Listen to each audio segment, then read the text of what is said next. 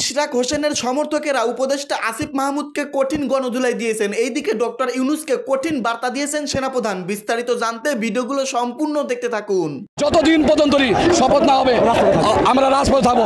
এই আন্দোলন হতে পারে সরকার পতন আন্দোলন। আসিফকে অবৈধ ঘোষণা করতে হবে, যেহেতু উপদেষ্টা আওয়ামী লীগের দোষ।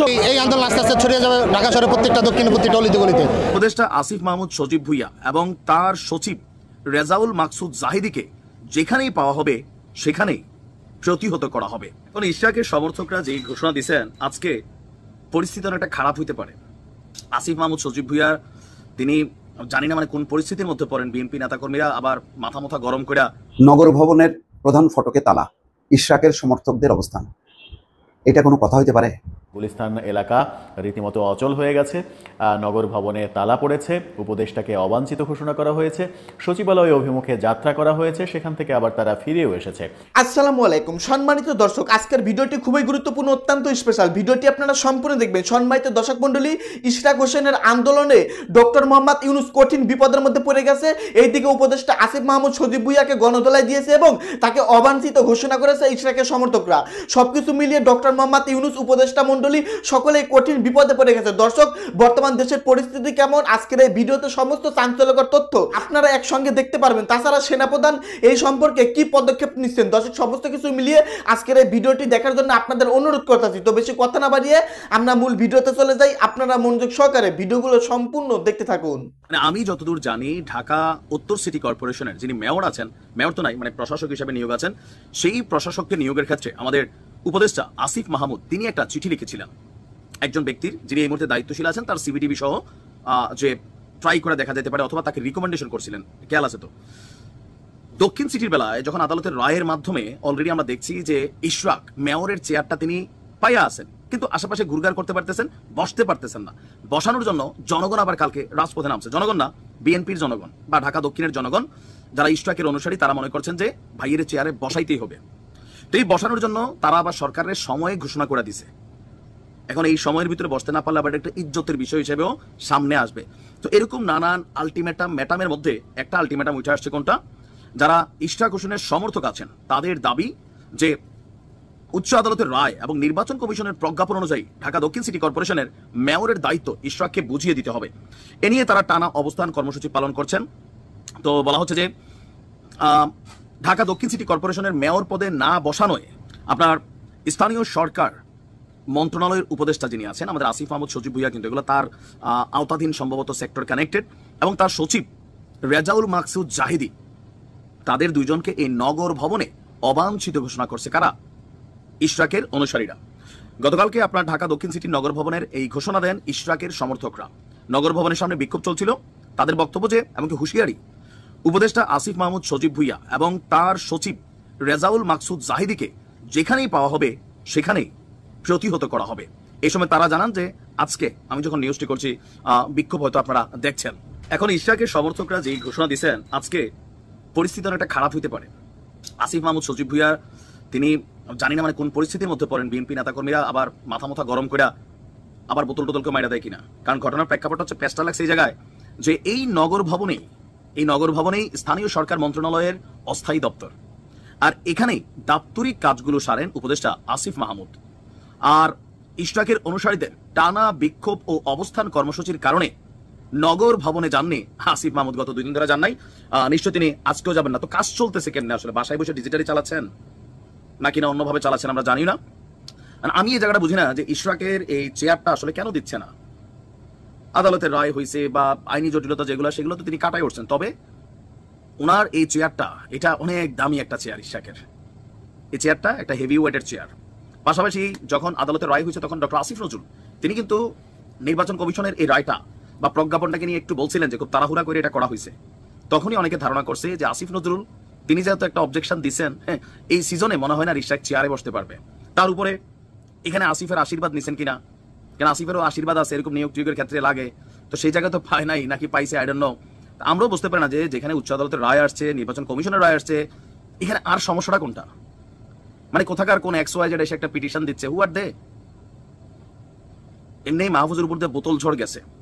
বিএনপি নেতাকর্মীরা যে ঘোষণা দিছে সেটা আবার অন্য কোনো ঝড়ে যায় কিনা সেটাও একটা কথা। নগর ভবনের প্রধান ফটকে তালা, ইশরাকের সমর্থকদের অবস্থান, এটা কোনো কথা হইতে পারে? আজকে টানা এই 3-4 দিন বা 5 দিন চলছে, গুরুত্বপূর্ণ একটা বিষয়। মানে এখানে তো ইশরাকের সাথে না, এটা তো বিএনপির সাথে রীতিমতো টক্কর দেওয়া হচ্ছে। এটা কি উচিত হচ্ছে? কি সমস্যাটা এক্সপ্রেস করতেছে না সরকার, চুপ করে বসে আছে। এবং সব কিছুতেই যখন নাকি একটা সংকট চূড়ান্ত রূপ ধারণ করে তখন এটা নিয়ে আলোচনা হয়, সংকটের শুরুতেই আলোচনা করা হয় না। এটা কি ধরনের আচরণ আমি পরিষ্কার না। এখানে সমস্যাটা কোথায়? আমি গত কয়েকদিন থেকে এই প্রশ্নটা বারবার সামনে আনছি যে নির্বাচনী ট্রাইব্যুনাল রায় দিয়েছে, সেই রায়কে কেউ চ্যালেঞ্জ করেনি। নির্বাচন কমিশন তার সময়সীমার মধ্যে গেজেট প্রকাশ করেছে। আনুষ্ঠানিকতা শুধু শপথ নেওয়া, সেই শপথ কেন নিচ্ছে না, কি কারণে? এখানে চট্টগ্রামে যদি ডাক্তার সাদাতকে যদি নেওয়া যায়, সে মেয়র হিসেবে অধিষ্ঠিত হয়েছে, এখানে সমস্যা হচ্ছে কেন? সেখানেও তো মানে আদালতের রায় অনুযায়ী সবকিছু হয়েছে। তো ঢাকায় সমস্যাটা কোথায়? মানে কার বাড়া ভাতে ছাই দেওয়া হচ্ছে? এই কথাগুলো কিন্তু এখন সামনে আসছে এবং এই ঘটনাগুলো যত সংকটের দিকে যাচ্ছে ততই কিন্তু অন্তর্বর্তী সরকারের সাথে বিএনপির দূরত্ব বাড়ছে, যেটা কোনোভাবেই কাঙ্ক্ষিত না, কিন্তু জিয়ে রাখা হচ্ছে। ধারাবাহিকভাবে এটা চলছে। মন্ত্রণালয় থেকে, সরকারের থেকে কোনো বক্তব্য বিবৃতি নেই যে তাহলে ভুলটা কে করলো? আদালত করলো? নির্বাচন কমিশন করলো? কে করলো? মুখে তালা দিয়ে চুপ করে বসে আছে। আর এদিকে নগর ভবনে তালা, 65টার তালা দেওয়া হয়েছে। মূল সড়কে তালা ঝুলতে দেখা গেছে। পকেট গেট কেবল খোলা আছে। 9টা থেকে গুলিস্তানের নগর ভবনের প্রধান ফটকের সামনে ঢাকাবাসী ব্যানারে তারা এই কর্মসূচি শুরু করেন। ইশরাকের সমর্থকরা নগর ভবনের সামনে রাস্তা বন্ধ করে বিক্ষোভ করছেন। কেবল বিক্ষোভকারীরাই ভেতরে আসা যাওয়া করতে পারছেন, এতে নগরের সেবা প্রদান কার্যক্রম ব্যাহত হচ্ছে। ঢাকা দক্ষিণ এত বড় একটা গুরুত্বপূর্ণ সিটি কর্পোরেশন, কত হাজার হাজার মানুষের কাজ প্রতিদিন, সেগুলো ব্যাহত হচ্ছে। কোনো ভূক্ষেপ নেই, অন্তত মুখ খুলছে না। এটা কি সংকট মনে করছে না তারা, যে একেবারে ঢাকার বুকে দক্ষিণ সিটি কর্পোরেশনের নগর ভবনে তালা দিয়ে বসে আছে? তাহলে জগন্নাথ বিশ্ববিদ্যালয় যখন নাকি তারা আন্দোলন করলো, তাদের সাথে কথা বলা গেল।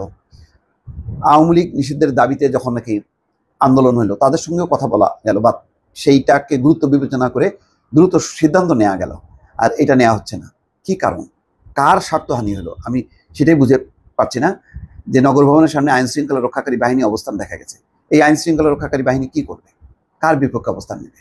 সব মিলায় এই যে একটা পরিস্থিতি তৈরি করা হচ্ছে, এটা কি ঠিক হচ্ছে কিনা দর্শক? বলছিলাম ঢাকা দক্ষিণের মেয়র সাদেক হোসেন খোকা পুত্র ইঞ্জিনিয়ার ইশরাক হোসেন, তাকে আদালত থেকে মনোনীত করা হয়েছে।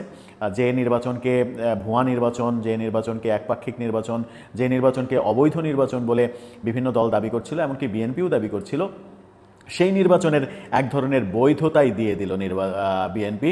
ইঞ্জিনিয়ার ইশরাককে আদালতের রায়ে মেয়র হিসেবে ঘোষণা হওয়ার পরে সেটার দাবি মাঠে উপস্থাপনের মধ্য দিয়ে, এমন কথাও অনেকে বলছেন।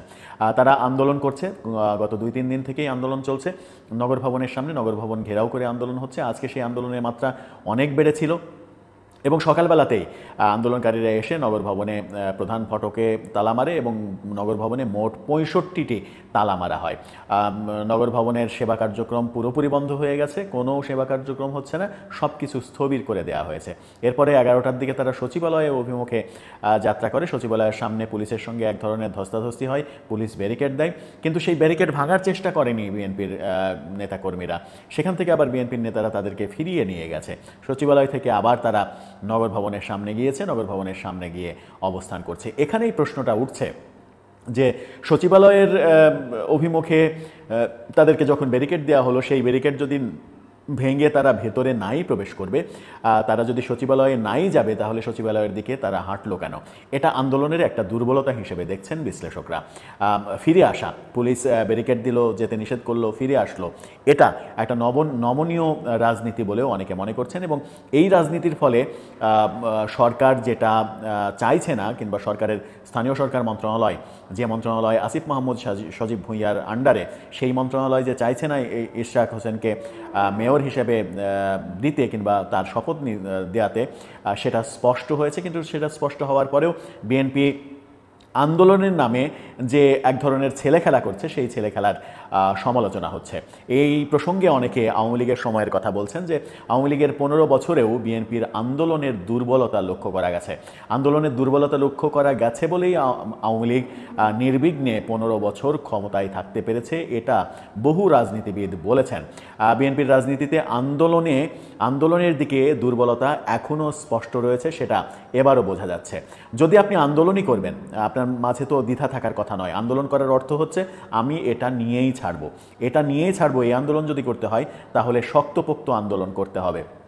আর যদি আন্দোলনে নেমে মনে হয় যে না, আন্দোলন করলে এখন পাবলিক কি মনে করবে, জোর করে যদি আমরা জোরাজোরি করি, ইশরাককে যদি আমরা মেয়র হিসেবে দাবি করি তাহলে জনগণের মধ্যে নেগেটিভ প্রতিক্রিয়া পড়বে, এই ভাবনাগুলো যদি এখন আসে তাহলে এই ভাবনাগুলো তো আগেই আসা উচিত ছিল।